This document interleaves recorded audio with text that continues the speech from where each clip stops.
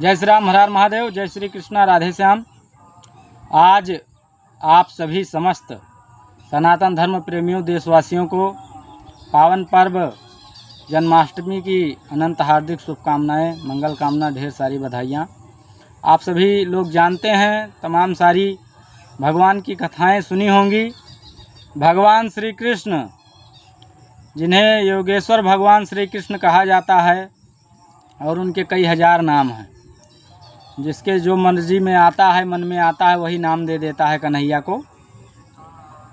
भगवान ने गीता का उपदेश दिया। सब लोग जानते हैं कि भगवान धरती पर धर्म की स्थापना और पाप के विनाश के लिए अवतरित हुए थे, और आज दुनिया उनके बताए हुए रास्तों पर ना चलकर तमाम सारे अपने अलग अलग रास्ते बना रही है, जिसकी वजह से दुनिया में तमाम सारी आपदाएं विपदाएं आती हैं, और जिनको दैवीय आपदा कहा जाता है।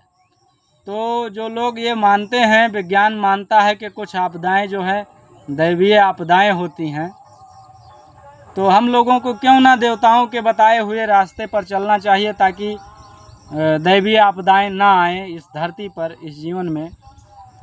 तो हम सभी को भगवान श्री कृष्ण के दिखाए हुए रास्तों का अनुसरण करना चाहिए, उनके मार्गों पर चलना चाहिए, सत्य का साधक होना चाहिए, और तमाम सारे व्याभिचारिक कुकर्मों को नहीं करना चाहिए, और मांसाहार का त्याग करना चाहिए, नशे का त्याग करना चाहिए, जो कोई नहीं कर रहा है। वैसे अब ज़्यादा बोलने से मैं हर जगह देखता हूँ विवाद हो जाता है। जय श्री राम, हर हर महादेव।